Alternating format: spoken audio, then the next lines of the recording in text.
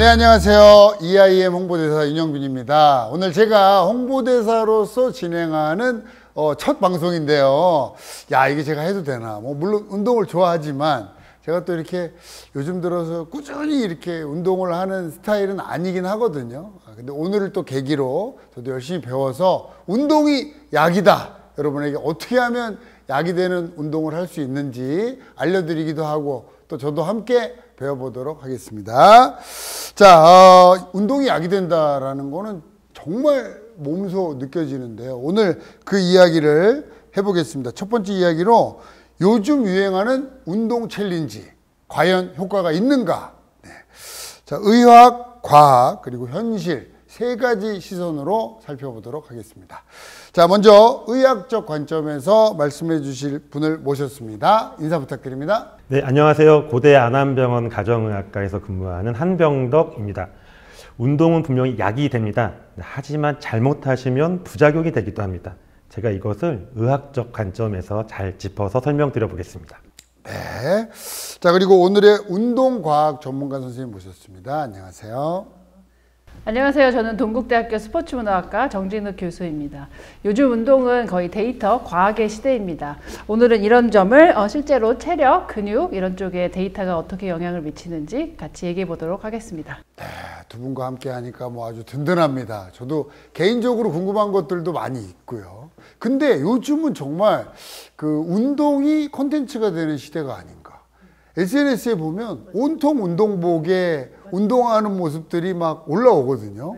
근데 그 중에서도 이제 SNS에 챌린지 형태로 올라오는 그 운동 챌린지. 그러니까 뭐 하루 스쿼트 100개, 뭐 2주 챌린지, 뭐 복근 챌린지, 뭐 이런 것들 많이 있거든요.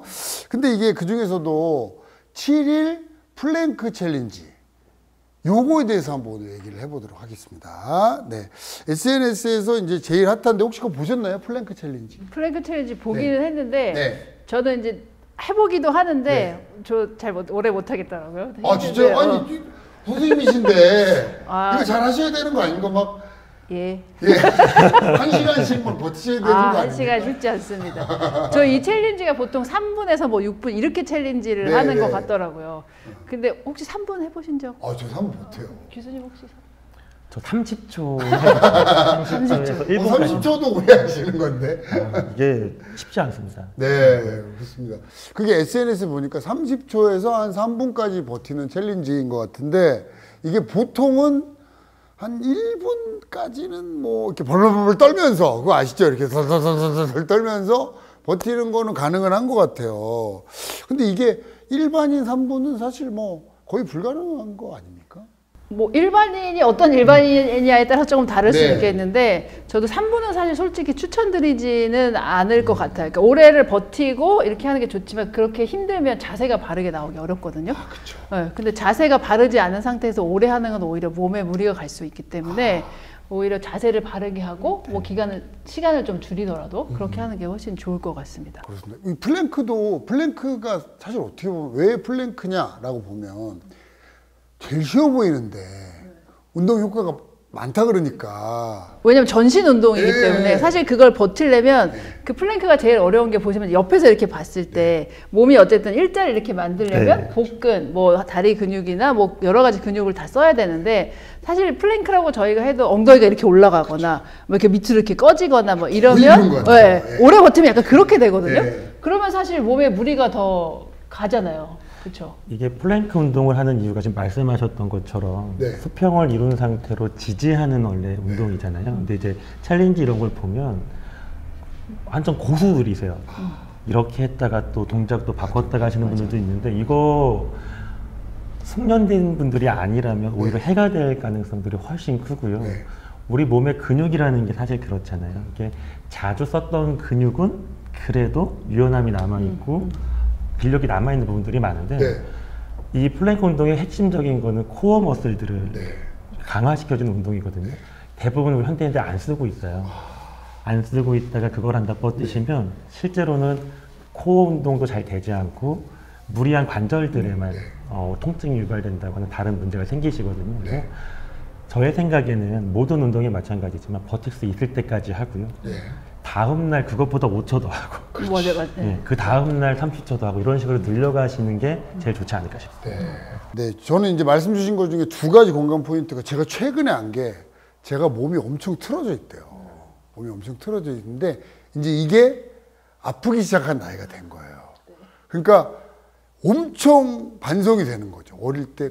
그런데 그 얘기를 듣고 나서 보니까 앉아있을 때, 운동할 때, 잘 때, 특히 운전할 때 내가 계속 틀어져 있었던 거예요. 그러니까 그게 얼마나 중요한지 이제 좀 알겠는데 플랭크를 만약에 잘못된 자세로 계속 한다. 그럼 몸 작살 나는 거죠, 진짜. 예. 그러니까 이게 저희가 이제 아마 그 챌린지 하시는 되게 잘하시는 분들은 어쩌면 한 10년간 매일 하셨거나 이렇게 되게 오래 하셨을 거예요. 근데 이제 플랭크를 오래 버티면 뭔가 엄청 훌륭하다, 물론 쉽지 않으니까 훌륭하긴 한데 그 틀어진 자세를 오래 하는 건 저 절대 권장하지 않고 그 선생님 말씀하신 것처럼 되는 자세를 바로 해서 되는 시간까지 하고 그 다음날 뭐 5초, 10초 이렇게 더해서 점점 시간을 늘려가시는 것을 권장하고 그렇게 3분이 가능해졌을 때 영상 찍어서 챌린지를 하시는 게 좋지 않을까 이렇게 생각합니다. 그래서 저는 또 이제 두 번째 포인트가 뭐냐면 그 무리해서 하는 거는 안 좋다 하잖아요. 제가 이제 크로스핏을 좋아하는데 크로스핏을 하고 싶다는 친구들이 있어요. 그럼 제가 팁을 하나 줘요. 뭐라 그러냐면 가서 절대 거기 이제 트레이너가 시키는 대로 하지 마라. 절대 트레이너가 시키는 대로 하지 말고 옆에 있는 사람이 하는 대로 하지 마라.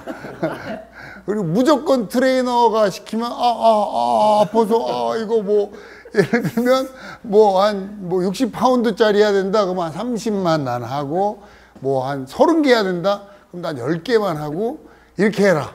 라고 팁을 줘요. 그래서 처음에 그렇게 시작하는 게 맞지 않나요? 좀? 왜냐하면 저희가 이제 크로스핏이나 타바타나 이런 고강도 인터벌 훈련들이 한때 엄청 유행을 했었거든요. 근데 이제 그거 나름대로 약간 이렇게 뭔가 그 호르몬? 약간 이런 뭔가 이렇게 그 몸에서 느껴지는 희열감이 생겨서 거기에 빠져서 사실 좀 중독이 돼서 하는 거거든요. 그런데 이제 그런 운동들은 저도 옛날에 실험한 적이 있는데 자세가 잘 안 나와요.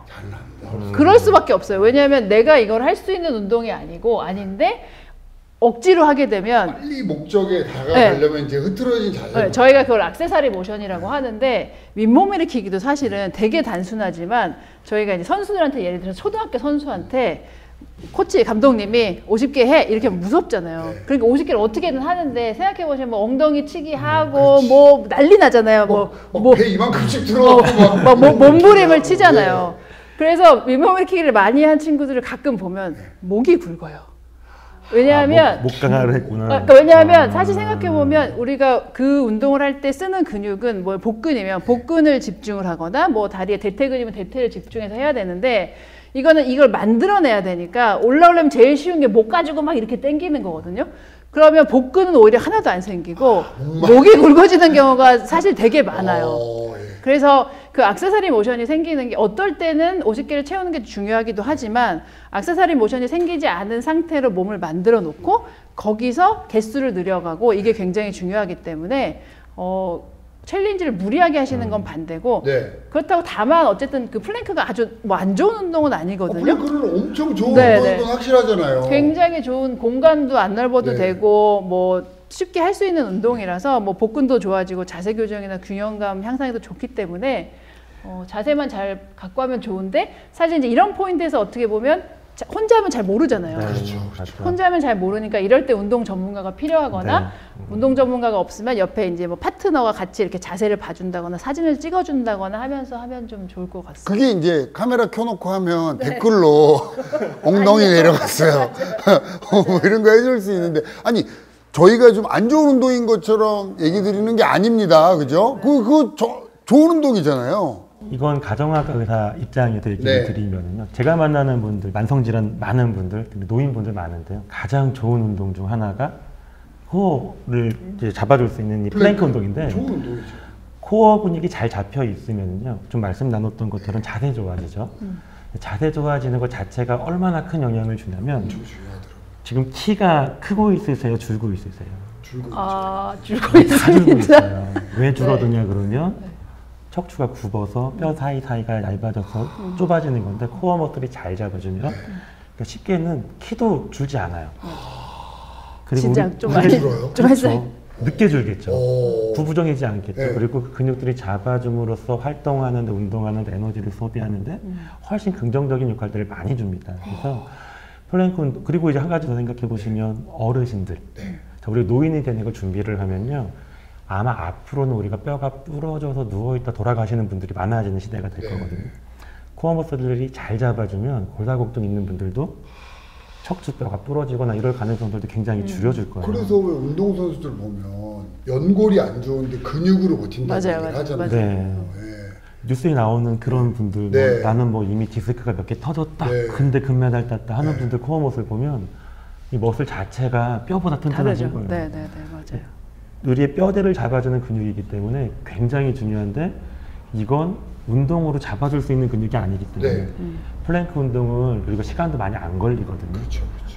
집에서 혼자서도 할 수 있기 때문에 적극적으로 추천드리는데 남들과 비교하면서 하고 과하게 무리해서. 무리해서 무리하면 안 돼. 아프면 안 절대. 된다. 예. 이렇게 생각하시면 될 것 같습니다. 그래서 제가 크로스핏도 조금 정정을 하겠습니다. 제가 크로스핏이 나쁘다는 게 아니라 너무 좋은 운동이에요. 자세도 정확한 자세를 트레이너가 알려주고 시작해요. 근데 이게 너무 그 뭐라 그러나 경쟁에 그 몰입을 해버리면 말씀 주신 것처럼 자세도 나가고 무리하고 이럴 수 있으니까 약하게 시작해서 자기가 충분히 숙련되고 컨디션이 올라왔을 때 이제 강도를 올려라 이렇게 하는 거라는 거. 크로스핏 좋은 운동이에요.